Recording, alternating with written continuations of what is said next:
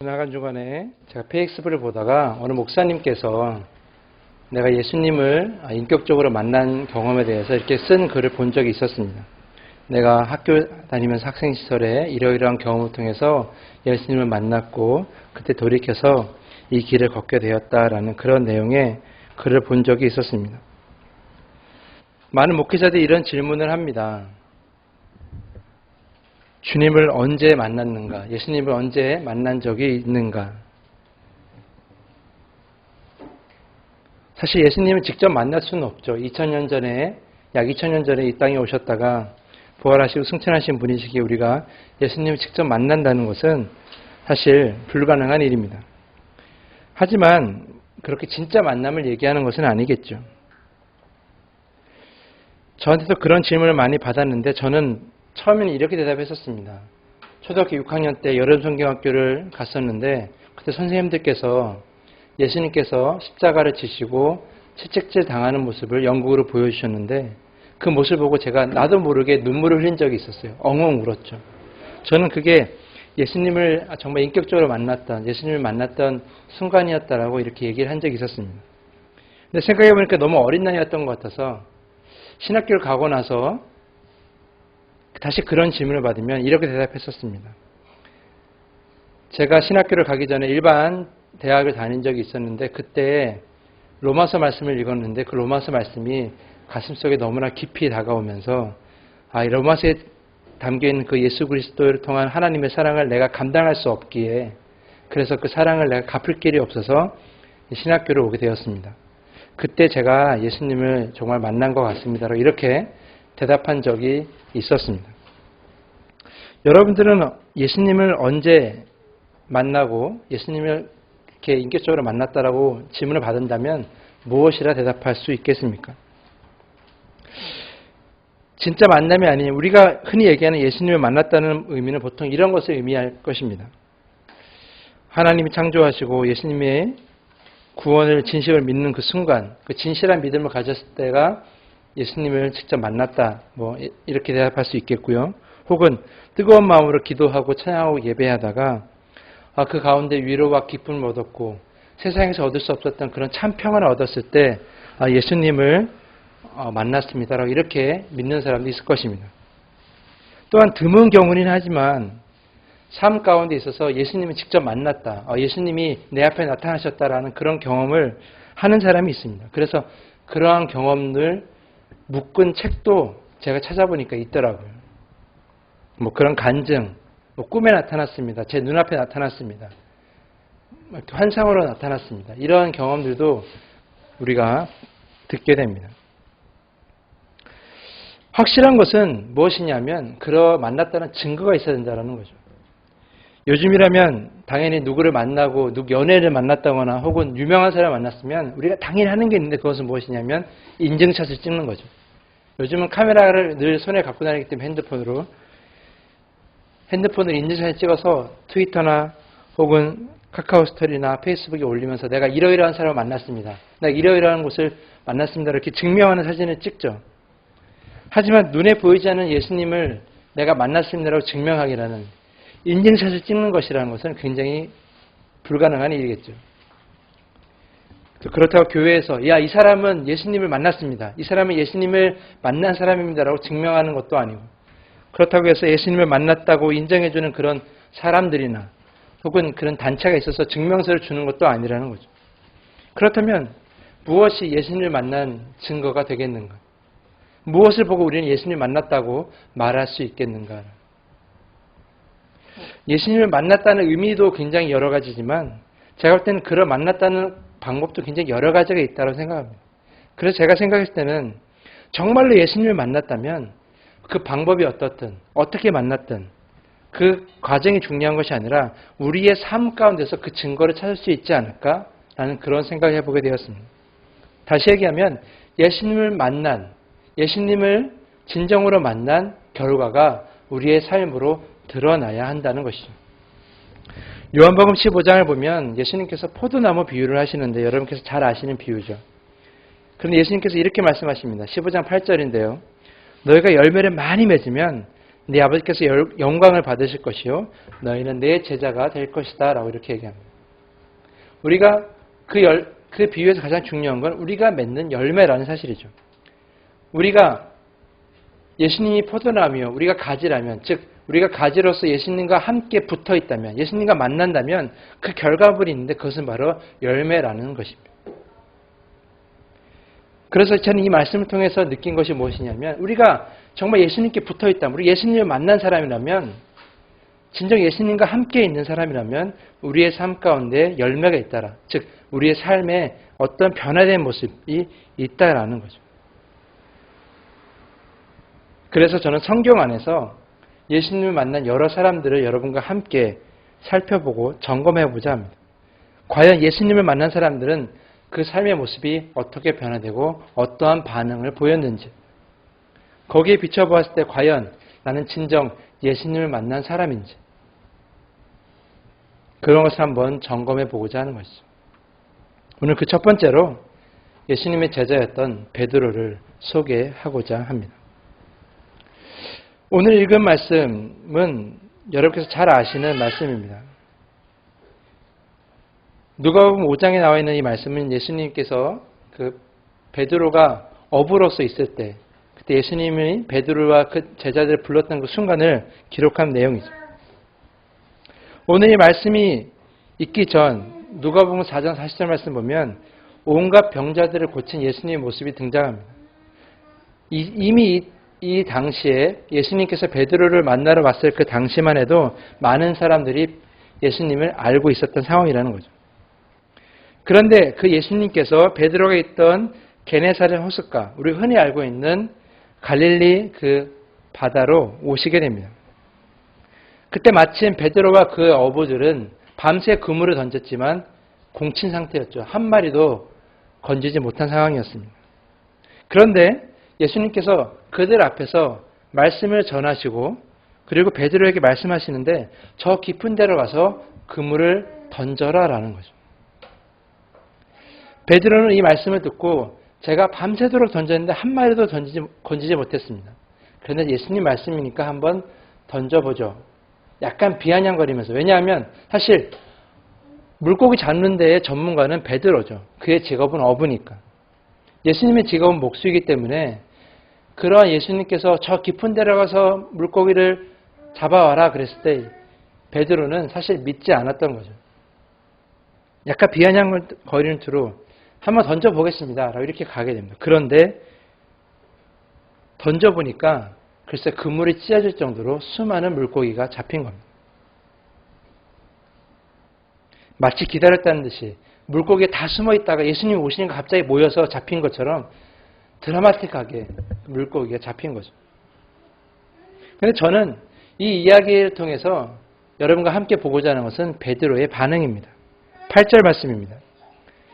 시몬 베드로가 이를 보고 예수님의 무릎 아래에 엎드려 이르되 주여 나를 떠나소서 나는 죄인으로소이다 라고 이렇게 이야기를 합니다. 일반적으로 우리가 이 이야기를 통해서 사람들이 얘기하는 것은 베드로의 믿음을 얘기하죠. 이 베드로가 말씀을 듣고 순종하여 그물에 던졌더니 많은 물고기를 잡았다. 그래서 베드로의 순종에 관한 얘기를 많이 합니다. 물론 그러한 얘기도 맞는 얘기지만 사실 이 이야기에서 가장 중요한 것은 물고기를 많이 잡았다가 아니라 베드로의 반응이라는 거죠. 베드로가 그 수많은 물고기 앞에서 다른 어떤 반응보다도 예수님 앞에 무릎 꿇고 주여 제발 좀 떠나주십시오. 저는 죄인입니다라는 고백을 했다는 거죠. 이것이 매우 중요한 이야기를 할 수 있습니다. 왜냐하면 이것은 베드로의 뜻밖의 반응이기 때문입니다. 베드로는 여러분이 아시는 것처럼 어부입니다. 물고기가 많이 잡히면 어부로서 반응은 무엇이냐면 매우 기뻐해야 하는 거죠. 저희 장인어른께서 땅을 빌려서 농사를 짓고 계신데 요즘 토마토를 기르고 계십니다. 굉장히 토마토가 맛있습니다. 그래서 저렴하게 팔고 계십니다. 처음에는 비도 많이 오고 그래서 잘 팔리지 않았는데 요즘 날이 개고 나서부터 찾는 사람이 굉장히 많이 늘었습니다. 전화도 오고 팔아달라고, 사겠다고.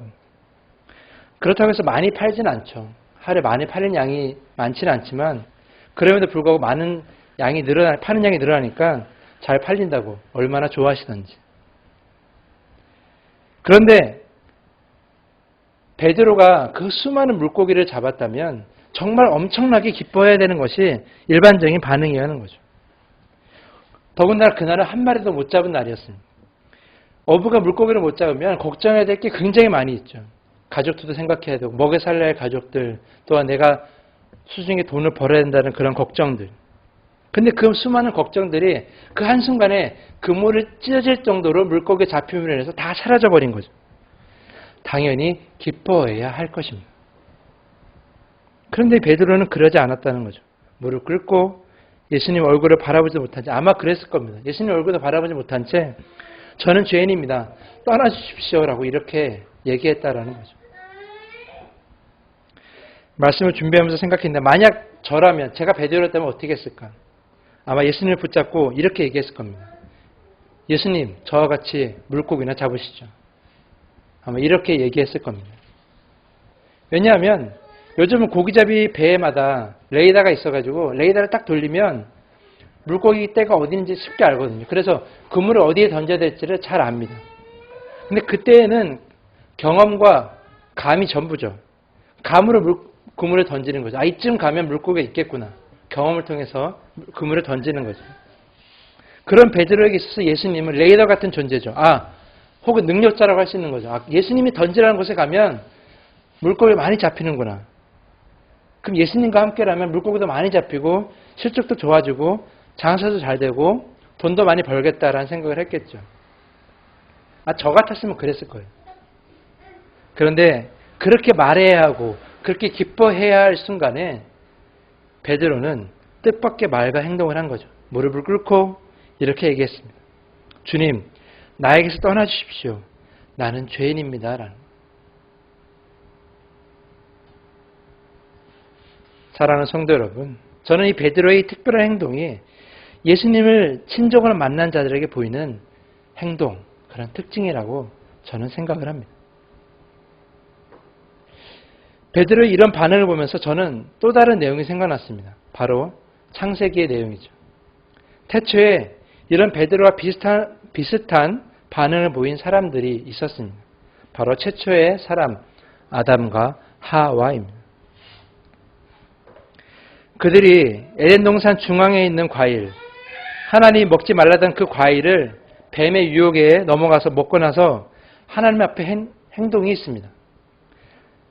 창세기 3장 8절인데요. 이렇게 기록하고 있습니다. 그 남자와 그 아내는 날이 저물고 바람이 서늘할 때에 주 하나님이 동산을 거니시는 소리를 들었다. 남자와 그 아내는 주 하나님의 낯을 피하여서 동산 나무사미에 숨었다라고 이렇게 기록하고 있습니다. 그들은 죄를 짓고 나서 하나님 앞에서 숨었습니다. 오늘 말씀 안에서 베드로도 그런 거죠. 주님, 나에게서 떠나십시오라는 베드로의 말은 곧 예수님 앞에서 숨기를 원했던 베드로의 마음이 담겨 있었다라는 거죠. 태초의 사람이었던 아담과 하와, 그리고 베드로, 그들에게는 공통점이 있는데요. 바로 그것은 베드로의 고백에 담겨 있습니다. 무엇이 공통점입니까? 바로 나는 죄인입니다라는 고백입니다. 아담과 하와 그리고 베드로는 모두 하나님 앞에서 또한 예수님 앞에서 그들은 모두 죄인이었다라는 겁니다.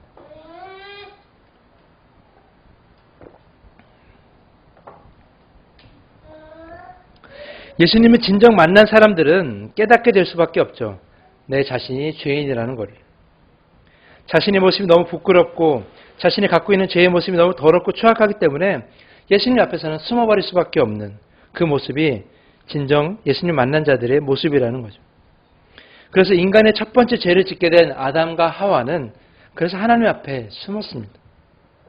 왜 숨었을까? 이유는 간단하죠. 하나님 앞에서 자신들이 지었던 죄를 숨길 수 없었기 때문입니다. 세상을 창조하시고 운행하신 하나님 앞에서 우리가 무엇을 숨길 수 있겠습니까? 우리의 작은 생각, 우리의 작은 행동, 우리의 작은 모습 하나하나도 우리는 그분 앞 하나님 앞에서 숨길 수가 없습니다. 시편 139편 1절에 주님께서 나를 사차치 살펴보셨으니 나를 환히 알고 계십니다. 라고 이렇게 기록하고 있습니다. 우리를 너무나 잘 아시는 분이 바로 하나님이시라는 거죠. 우리가 사용하는 물건이 고장나거나 혹은 문제가 있으면 우리는 어디로 가냐면 이 물건을 만든 곳으로 그 공장이나 그 회사를 찾아갑니다. 왜냐하면 만든 사람들이 제일 잘 알기 때문이죠. 마찬가지로 우리를 만드신 분이 하나님이라면, 저와 여러분을 만드신 분이 하나님이라면 우리의 모든 것을 가장 잘 아시는 분도 바로 하나님이시겠죠.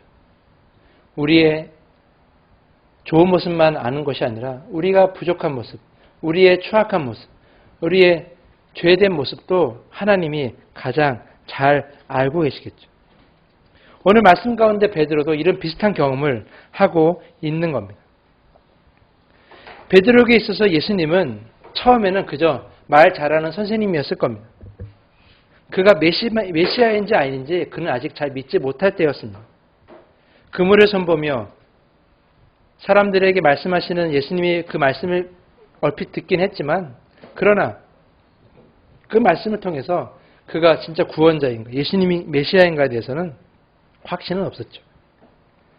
그저 말씀 잘하시는 예수님 정도, 그저 선생님 정도.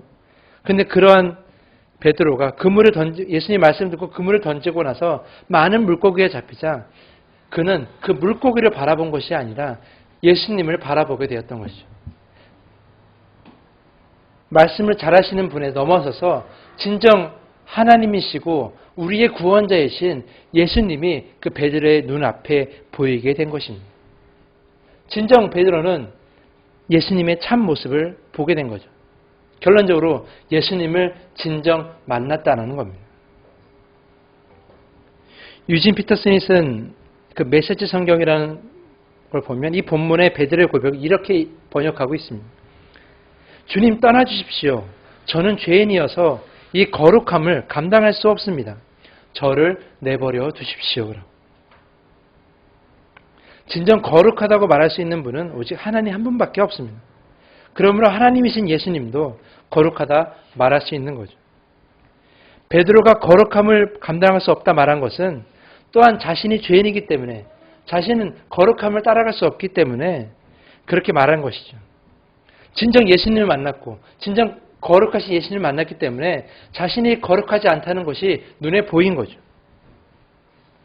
우리가 아무리 잘 세탁한 옷이라 해도 입었던 옷은 방금 공장에서 나온 옷에 비교할 수가 없는 것이죠. 왜냐하면 한번 입었기 때문이죠.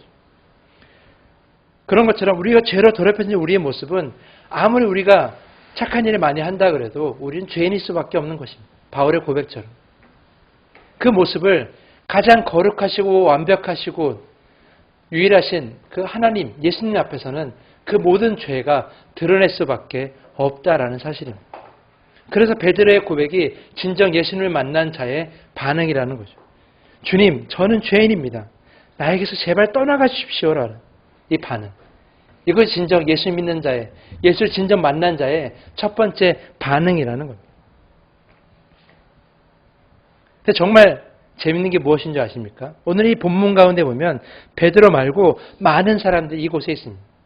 베드로와 함께 일했던 어부, 혹은 예수님 말씀을 들었던 사람들이 그 가운데서 그물이 찢어질 정도로 많은 물고기 잡힌 것을 보았습니다. 근데 9절 말씀 보면 여러분 아시는 것처럼 다른 사람들은 그저 물고기 잡힌 것에 그저 놀랄 뿐이었다라는 거죠.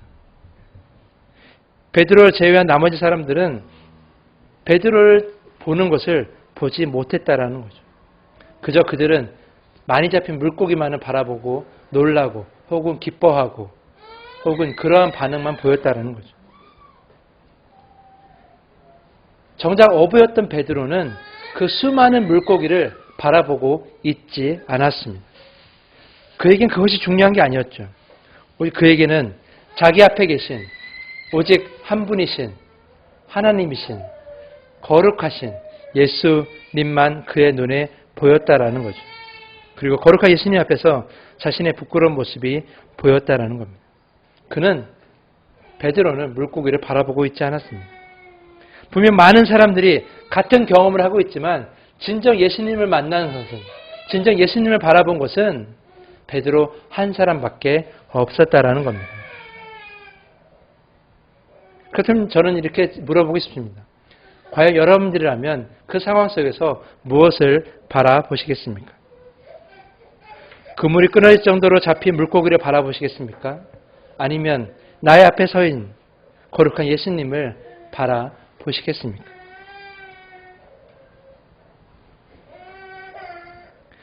만약 베드로가 많이 잡힌 물고기 앞에서 크게 기뻐하며 예수님께 그저 감사의 인사나 전했다면 예수는 베드로에게 있어 그저 불쌍한 어부들을 위해 작은 기적을 베푼 사람밖에 되지 않습니다. 만약 베드로가 더 많은 물고기를 잡기 위해서 예수님과 함께 동업하자고 얘기했다면 베드로에게 있어서 예수님은 그저 물고기를 잘 잡는 기술자로밖에 의미가 되지 않습니다. 우리에게도 마찬가지가 아닐까요? 우리가 예수님을 만나서 우리의 걱정과 근심을 들어주고 해결해 주는 것이 가장 큰 의미라면 그저 예수님은 램프의 요정밖에 되지 않는 것입니다. 예수님을 만나서 우리의 평안과 부유함을 부탁하려 한다면 그것은 세상 속에서 우리를 도와주는 친구나 혹은 가족과 다를 것이 없다라는 거죠. 물론 예수님께서는 우리에게 힘이 되고 우리에게 어려움을 도와주시고 우리의 부족한 부분을 채워주시는 분이긴 하지만 그러나 그것이 전부면 안 된다라는 거죠. 그 무엇보다 가장 우선시 되어야 될 것이 무엇이냐? 바로 베드로가 가졌던 그 눈을 우리가 가져야 된다는 겁니다. 예수님 앞에서, 그 거룩한 예수님 앞에서 우리의 죄된 모습을 먼저 발견해야 된다는 거죠. 그래서 이것을 발견하는 것이 예수님을 진정 만난 사람들이 가져야 할 첫 번째 모습이 아닐까. 가장 우선시 가져야 될 모습이 아닐까. 저는 그렇게 생각을 한다는 거죠. 그래서 저는 우리 예배 가운데 참여의 기도 시간을 가지는 이유가 무엇이냐. 바로 우리가 예배의 시간에 와서 거룩한 주님 앞에 섰다면 우리가 가져야 될 것은 우리의 모습을 먼저 보여야 된다는 거죠. 그리고 나서 회개해야 한다는 거죠.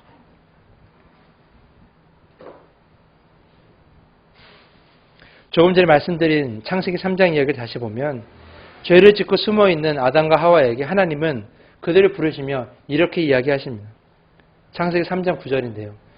내가 어디 있느냐라는 거예요. 이 물음은 지리적 위치를 묻는 것이 아닙니다. 이 물음의 뜻은 이거죠.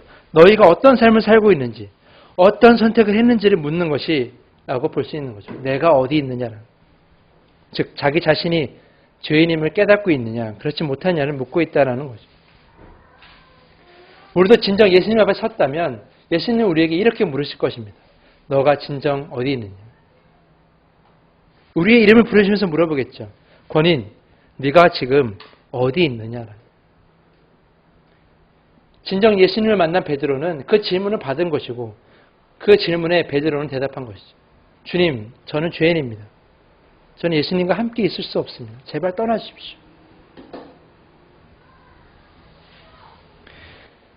만약 지금 이 순간 여러 마음 가운데 주님의 가르침과 멀리 있음을 깨닫고 그리고 차마 부끄러워서 나의 삶과 나의 생각과 나의 인생이 부끄러워서 예수님 차마 바라볼 수 없다면 그래서 비록 나의 마음은 아프고 쓰라리는 순간이 있다고 하지만 그런 순간이 정말 여러 마음 가운데 있다면 그럼에도 불구하고 여러분은 진정 그 순간이 예수님을 만나는 순간임을 기억할 수 있었으면 좋겠습니다. 예수님과의 진정한 만남은 이렇게 시작된다는 거죠. 베드로처럼 말이죠. 부끄럽고 초라하고 내 자신이 아무것도 아닌 것을 고백하면서 예수님과의 진정한 만남은 시작된다고 할 수 있습니다. 그런데 중요한 게 무엇인지 아십니까? 이렇게 한없이 낮아지는 것이 진정 예수님을 만난 자의 첫 번째 모습이라면 그것이 끝이 아니라는 걸 말이죠. 예수님께서 말씀하셨죠. 낮아지는 자는 높아지고 높아지는 자는 낮아질 것이라는 걸 말이죠. 우리는 이 선언을 기억해야 할 것입니다. 우리가 예수님 앞에 진정 만나서 우리의 자신이 낮아지고 낮춘다면 결국 그것이 예수님과 함께 높아지는 길의 시작이라는 걸 말이죠. 그래서 우리는 예수님을 진정 만난다면 우리 매일매일 삶이 예수님을 진정 만나는 삶이 되고 원한다면 우리의 모습은 스스로 돌아보고 내가 죄인이고 내가 부끄러운 모습이니 회개하는 그러한 모습이 필요하다는 것을 반드시 기억해야 한다는 것입니다.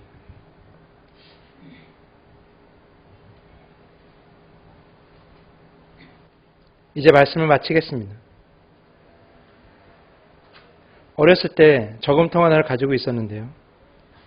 일회용 저금통이 아니라 그 안에 뚜껑이 있어서 열고 닫을 수 있는 저금통을 가지고 있었습니다. 그러니까 마음만 먹으면 열면 동전을 꺼낼 수 있었던 저금통이었죠. 그때 마침 문방구에 있던 그 10원짜리 3개인가 2개 넣는 게임에 빠져 있어가지고 그 오락을 하고 싶어서 엄마 몰래 저금통을 열어서 동전을 100원, 200원 혹은 500원 이렇게 가져갔던 기억이 있었습니다. 그래서 그 행동이 처음에 들키지 않았어요. 그래서 엄마 몰래 그 오락 게임을 열심히 즐겼던 기억이 납니다. 그런데 어느 날 우리 어머니께서 알게 되었죠. 그리고 혼났습니다. 근데 중요한 건 무엇이냐면 그 혼나고 나서 그 저금통 여는 것을 멈추게 됐다라는 거죠. 오늘 본문 마지막에 예수님께서는 베드로에게 이렇게 얘기하십니다. 10절 후반부인데요. 두려워하지 말라. 이제부터 너는 사람을 낚을 것이다. 라고 이렇게 말씀하십니다. 예수님 앞에서 자신의 모습이 부끄럽게 드러나는 것을 두려워하지 마십시오. 그것을 깨닫는 순간 우리에게 새로운 인생이 시작되기 때문입니다. 베드로는 그 예수님 앞에서 부끄러운 모습을 보였을 때, 깨달음을 얻었을 때 예수님은 그것을 정죄하지 않으셨습니다. 뭐라 하지 않으셨습니다. 딱 2마디 하셨죠. 두려워하지 말라. 사람을 낚을 것이다. 예수님은 그렇게 자신의 모든 모습을 부끄럽게 생각하는, 그리고 자신의 모든 모습을 부끄럽게 고백하는 베드로를 향해서 예수님은 두려워하지 말라 말하시며 새로운 인생을 약속하셨다는 거죠. 가장 나섰을 때 높아지는 것을 약속하셨다는 겁니다. 그리고 베드로는 초대교회에 있어서 가장 훌륭한 전도자가 될 수 있었습니다. 주님 앞에서 우리의 모습을 다 보여지는 것, 부끄럽거나 고개 숙이는 것이 전부가 아닐 것입니다. 전 여러분에게 간절히 부탁드리고 싶습니다. 주님을 간절히 만나서 여러분의 모습을 다 보여주십시오.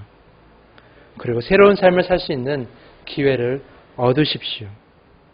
이것이 진정 주님을 만난 자들의 모습일 것입니다. 이것을 기억하면서 늘 주님의 진정으로 만나며 살아갈 수 있는 우리 담없는교회 성도들 될 수 있기를 간절히 부탁을 드리겠습니다. 기도하겠습니다. 우리 기도하기 전